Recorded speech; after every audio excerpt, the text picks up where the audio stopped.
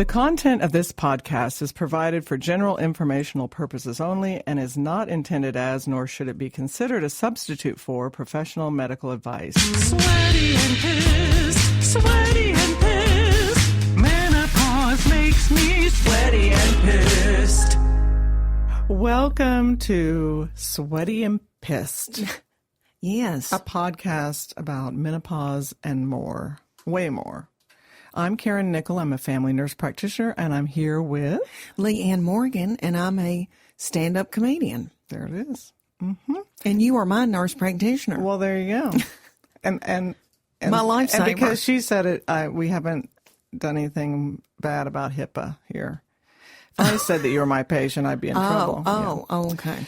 So we're going to talk about perimenopause today and what it is, when it's happening, and what symptoms we get during perimenopause. And you're an expert in this, Leanne, right? Yes, and that's why we met. That's right. I had hit a wall and had started a bunch of terrible symptoms. Yeah. So perimenopause is from like age 35 to 50. And so there are a lot of women who suffer for a long time during that period. So I know, and I did not know that. You told me that this would be, it could take up to 10 years. Mm-hmm. And I think I started around, when I started to come see you, about 45, 44. And I was miserable. And how long had it been going on at that point? I think about, I don't know, 6 months or a year maybe. Okay. It didn't feel right. Yeah.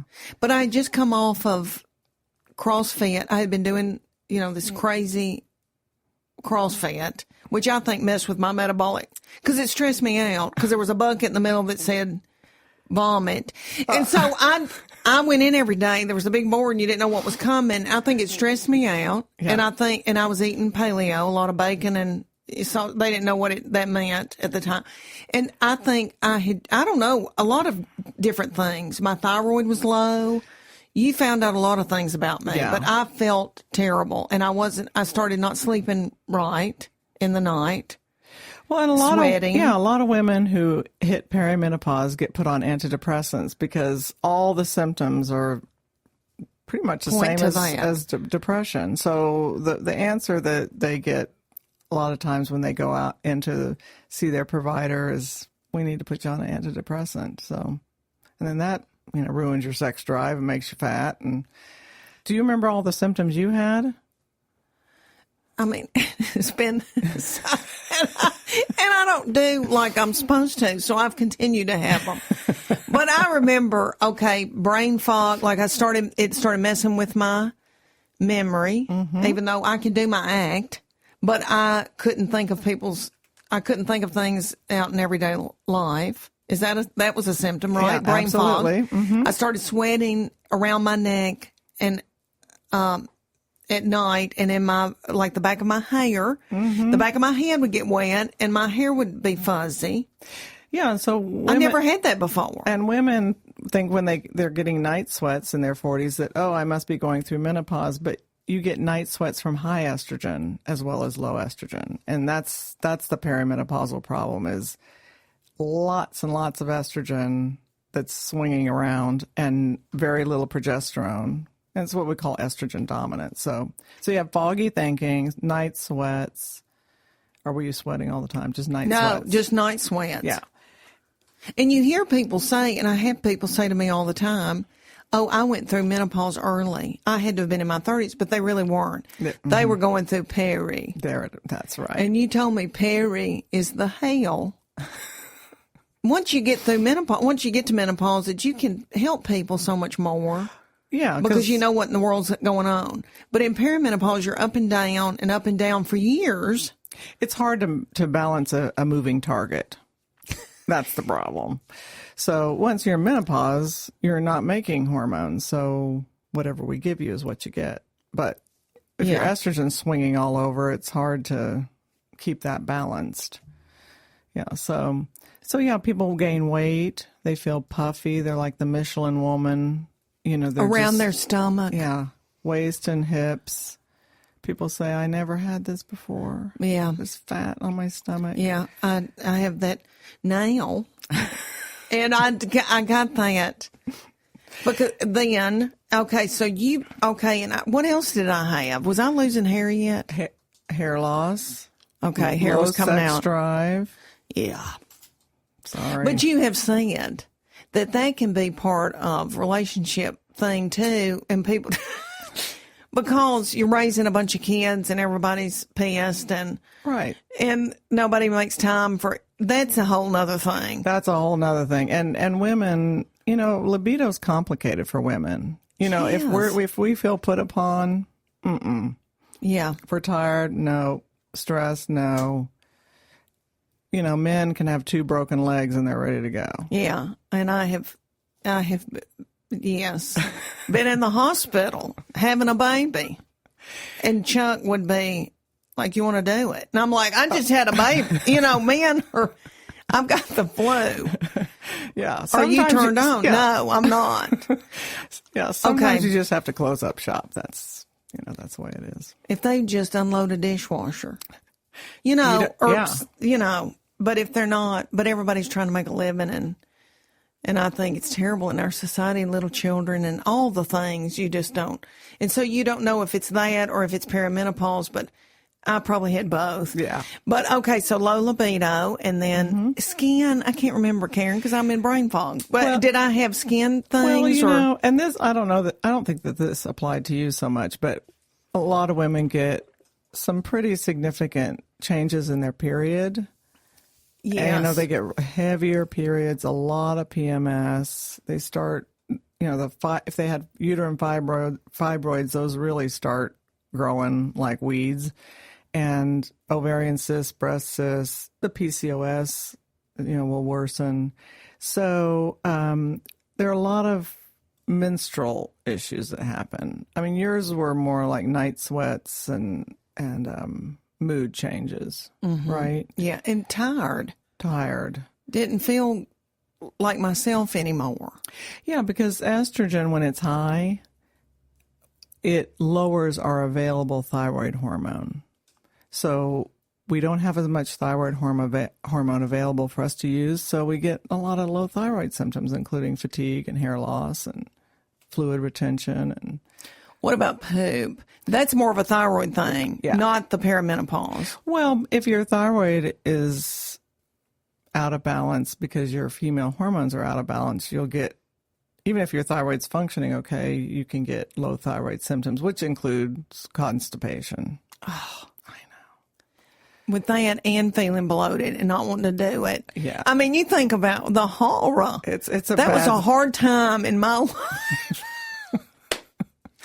It was. And me trying to have a comedy career.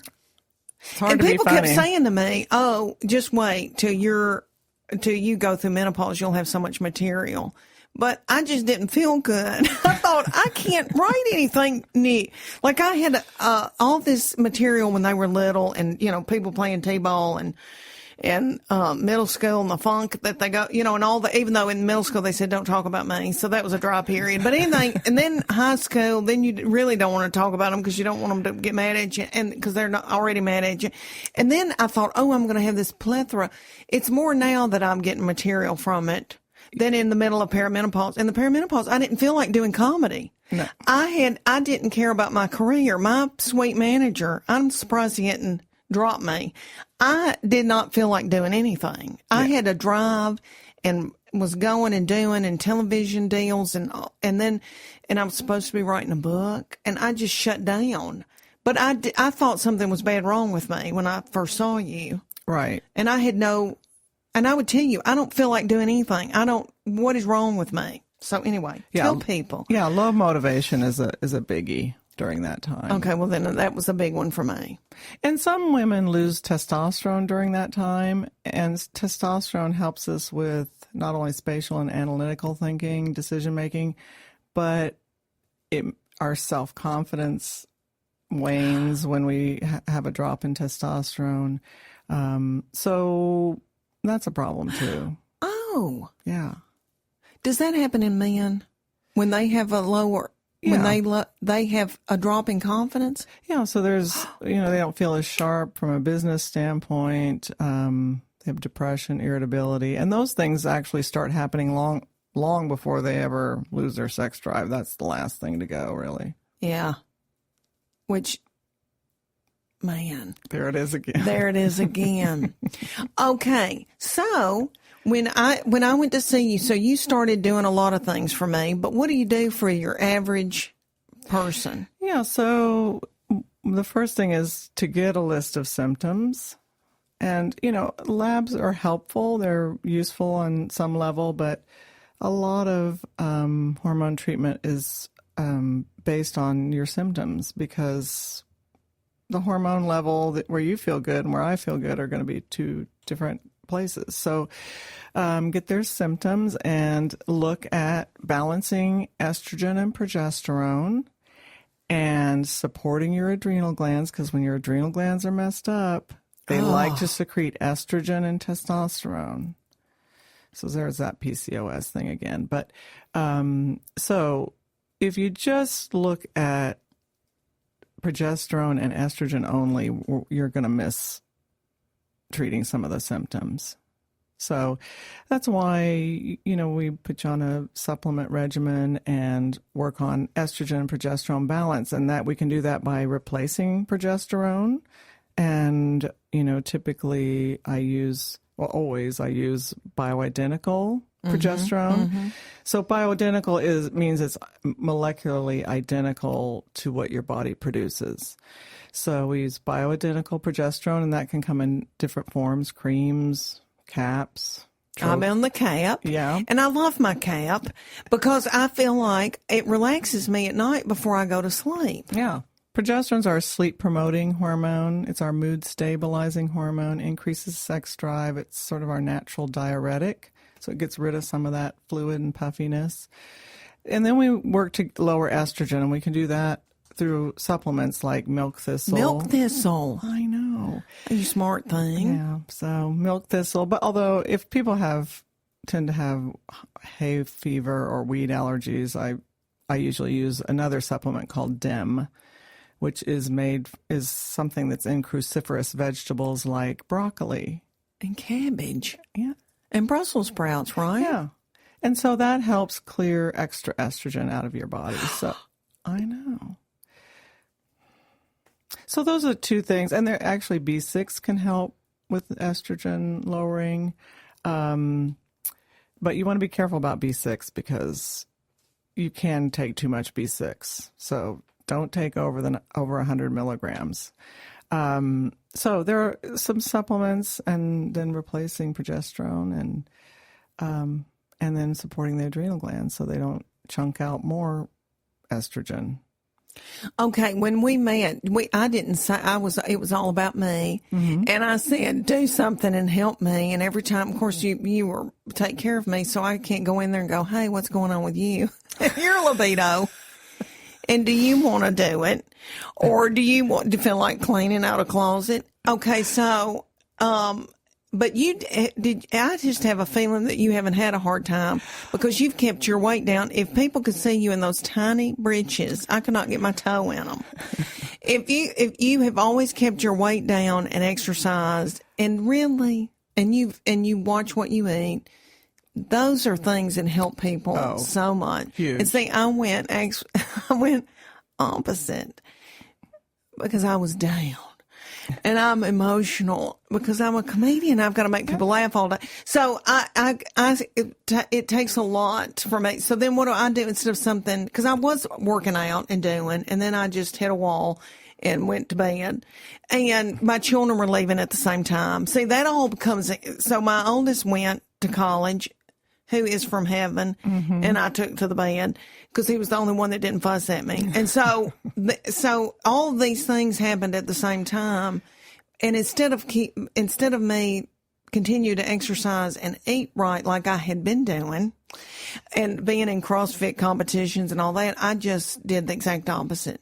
And so you've been able to function and have a job because you kept doing body pump, and you do body pump and all kinds of things, don't you? Yeah. And you watch, because I remember you saying to me when we met, I go, what are you eating a day? And you go, well, I eat an egg in the morning, a boiled egg, maybe two. And then I have maybe a piece of fruit. And then for lunch, I'll have a protein on a salad.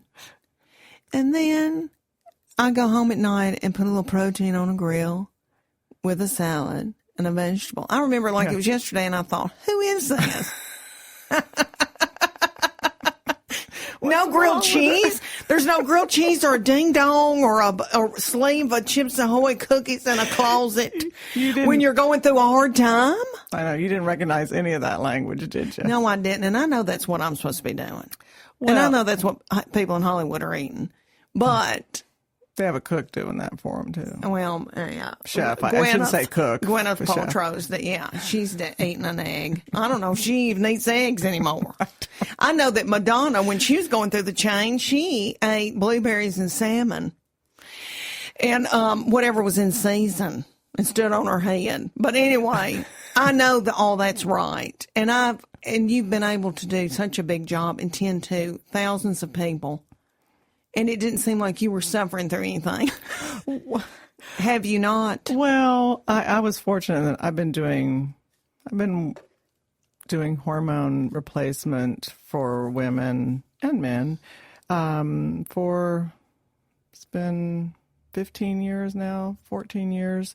And so I knew to take progesterone when I was in perimenopause, before I was really that symptomatic. And so I knew what I needed to do. And so, but people don't want to know my problems when they come in. I mean, I have issues. You're like fascinating. Everybody else. Well, you look like Baby Newirth and Broadway. I wanted to know, but we only have so much time, so I had to tell. It's all about me, and I had to say, what in the world's wrong with me? I know. My hair's coming out in wads, and I don't feel good, and I don't want to do anything. I know. Okay, so I have got a lot of people that say to me, "Oh my gosh, how'd you get into her?" Because I don't know. No one checks me for any of this. People are walking around and don't get help with this. So we're going to have a website, sweatyandpissed.com, and you're going to be able to put up links and things for information for people so they can go and look at articles and things that you found that help people. Right. Yeah. So I'll have some recommended reading for people so they can understand hormones a little bit better. And also there are over-the-counter progesterone creams. I know, but they are, they vary in accuracy in terms of number of milligrams per the cream unit. So I can put a website link on there that takes you to a list of reliable manufacturers of over-the-counter progesterone.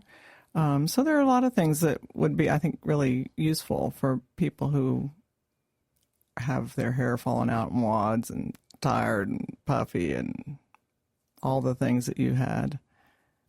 Yeah. And you said to me, the more it's carbs and sugar make you sweat. Do they make you feel, I mean, not to mention that they're calling diabetes. This is what my daddy calls it. Everybody's getting diabetes. Gets the sugar. But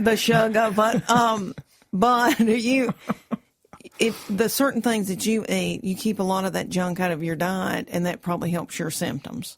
Yeah. And exercise really helps with hormone balance. I mean, not to the point where you have to have a vomit bucket. I think that's probably a little more intense than you need. But regular exercise really helps with hormone balance too. Okay. So but the problem is the people I see, they come in and they don't feel well. They don't have any energy. They're not sleeping well. And so they don't want to do things that will help them feel better. They actually do more things that make them feel worse. So part of my goal is to get that turned around so that they start feeling better, because the better you feel, the more things you do that make you feel better.